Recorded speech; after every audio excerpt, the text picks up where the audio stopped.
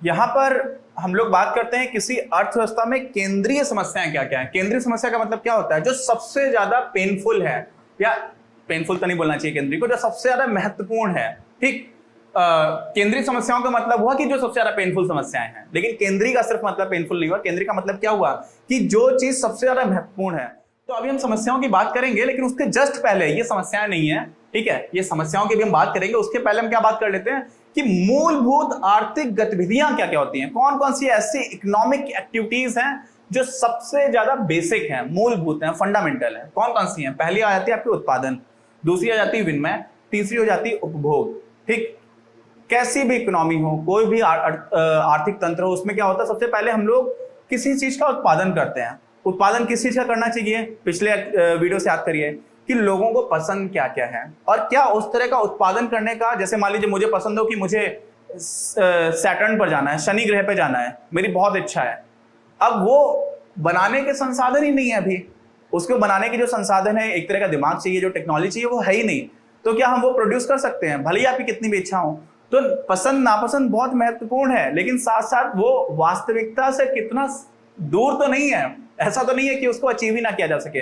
तो आप ऐसे रिसोर्सेस लगा दो, देश में, पूरे दुनिया में लोगों को खाने को नहीं मिल रहा है, और सारे लोग क्या कर रहे हैं, सारे लोग दुनिया के सैटर्न यानी कि शनि ग्रह पर जाने की कोशिश कर रहे हैं। तो वो तो बहुत ही पेनफुल हो जाएगा। जिसके पास पैसा है वो तो फिर भी कुछ खा पी लेगा, जो गरीब है वो तो सारे मर जाएंगे। यहाँ पर मैं आपको एक काफी दर्दनाक फैक्ट भी लग सकता है। जो भी लिबरल लोग होते हैं ना, लिबरल लोग इनको बोला जाता है, जो उदारवादी लोग होते हैं, तो पूरी दुनिया में सारे देश अलग अलग हैं, ठीक है, देशों की सीमाएं अलग अलग हैं, अपने आर्थिक तंत्र भी अलग है, सामाजिक तंत्र भी कई बार अलग होता है, और राजनीतिक रूप से जो है देश वो अलग अलग है। अब पूरे देश, पूरी दुनिया के जो इतने सारे देश है ना, उनकी अपनी अपनी सेनाएं हैं। ठीक, जब दुनिया थी, भगवान ने दुनिया बनाई, जो लोग भगवान को मानते हैं उनके हिसाब से दुनिया किसने बनाई? इंसानों ने तो बनाई नहीं है, भगवान ने बनाई। अब उस दुनिया को आपस में हम लोगों ने, इंसानों ने लड़ लड़ करके बांट लिया। एक देश बन गया आपका इजराइल, एक बन गया आपका फिलिस्तीन। ठीक, ऐसे ही एक देश बन गया दक्षिण कोरिया, एक देश बन गया आपका उत्तरी कोरिया। तो दक्षिणी कोरिया और उत्तरी कोरिया में लड़ाई चल रही है, इजराइल फिलिस्तीन में लड़ाई चल रही है। तो उससे होता क्या है कि हर देश को अपने यहाँ पर सेनाएं बनानी पड़ती हैं, और उस सेना का रखरखाव बहुत महंगा होता है। क्यों महंगा होता है? क्योंकि संसाधन सीमित हैं, उतने ही लोग हैं। उन्हीं लोगों से आप, हो सकता है कि कोरोना वायरस की जो उसको ठीक करने की वैक्सीन है, उस तरफ हम लोग रिसोर्सेस खर्च कर सकते थे, है ना। आज हम लोग भी, लॉकडाउन चल रहा है इस समय पर, जब ये वीडियो रिकॉर्ड हो रहा है तो लॉकडाउन चल रहा है, और हम लोग 1 महीने से घर में बंद हैं। ठीक, हो क्या रहा है कि हम लोग क्या, मनुष्य, जो पूरी मानव जाति है, हमारे यहाँ पर जो हमारी फिलॉसफी है उसमें हम लोग वसुधैव कुटुंबकम की बात करते हैं, मतलब पूरा विश्व ही हमारा परिवार है। तो क्या हम लोग एक परिवार की तरह आजकल चल रहे हैं? उसमें क्या हो रहा है, पूरे दुनिया की जो भी सेनाएं हैं, अगर पूरी दुनिया की सेनाओं का 7 दिन का जितना खर्चा होता है, कितने दिन का? 7 दिन का, 7 डेज का, 1 वीक का, 1 सप्ताह का, उतने खर्चे से हम पूरी दुनिया के सारे लोगों को प्राइमरी एजुकेशन फ्री में दे सकते हैं। समझ रहे हैं? तो इतना ज्यादा हम लोग खर्च करते हैं अपनी सेनाओं के ऊपर।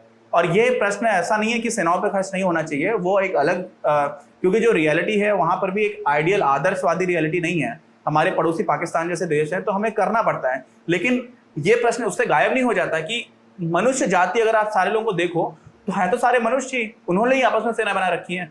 तो क्या संसाधनों का बहुत अच्छा यूटिलाइजेशन हो रहा है? तो यहां से जो बात निकल करके आती है वो ये आती है कि हमें क्या चाहिए है, वो बहुत ही महत्वपूर्ण होता है, पसंद और नापसंद। लेकिन किसी भी इकोनॉमी में वो बनाने के लिए सबसे पहले हमारी जो आर्थिक गतिविधि होती है उसको हम लोग बोलते हैं उत्पादन, उसको बनाना। अब चीजें बन गई, बन कैसे गई?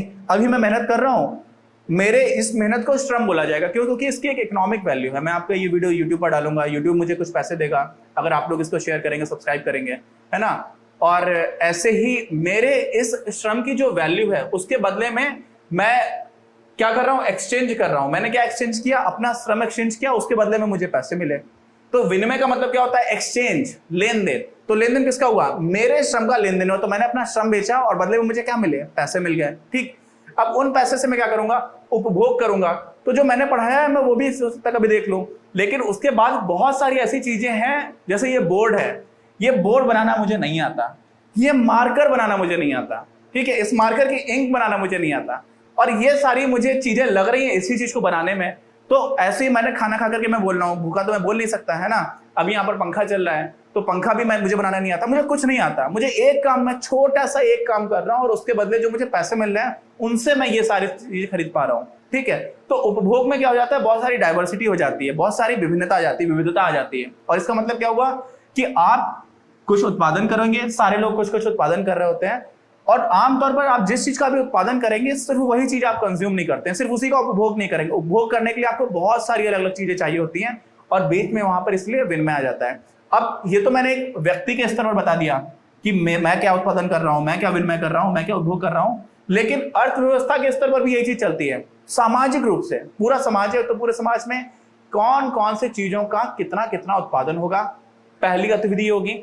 फिर उस जो भी उत्पादन हुआ है उनका आपस में आदान प्रदान होगा। मैंने गेहूं उगाया, आपने मक्का उगाई, किसी और ने कुछ और उगाया। ठीक है, तो सारे लोग, ऐसा तो नहीं कि मैंने गेहूं उगाया तो मैं सिर्फ गेहूं खाऊंगा, मुझे कभी कभी मक्के की रोटी खाने का भी मन है ना, तो मक्के की रोटी के लिए मैं क्या करूंगा, अपने गेहूं उसको दूंगा, उससे मक्का ले लूंगा। अब सीधे सीधे हम लोग गेहूं और मक्का नहीं बदलते, क्योंकि हमारे पास क्या है, मुद्रा है। क्या है मुद्रा? मुद्रे को हम लोग इंग्लिश में क्या बोलते हैं, करेंसी। ठीक, तो मुद्रा है, तो मुद्रा है वो एक तरह से कन्वर्टर का काम करती है। मैंने गेहूं बेचे, मुझे पैसे मिल गए, उसी पैसे से मैं मक्का खरीद लूंगा। तो वो एक अलग इश्यू है जिसको हम लोग बाद में डिटेल में डिस्कस करेंगे। लेकिन ये तीनों जो आर्थिक गतिविधियां हैं वो सामाजिक स्तर पर भी, पूरी अर्थव्यवस्था के स्तर पर भी चल रही होती हैं। विनिमय हो गया, फिर उपभोग हो रहा है, तो सारे लोग अपना अपना अलग अलग जगह चीजों का उपभोग कर रहे हैं। तो हम लोगों ने क्या बात कर ली, हम लोगों ने मूलभूत आर्थिक गतिविधियों की बात की है। समस्याएं क्या हैं, समस्याएं जो हैं उसको हम लोग इसी में अभी आगे बात करते हैं। अगर आपको ये वीडियो पसंद आया तो प्लीज इसे अपने दोस्तों के साथ शेयर करें, लाइक करें, आपके अपने चैनल अपनी क्लास को सब्सक्राइब करें और बेल आइकन को प्रेस करना ना भूलें। Thank you very much, have a nice day.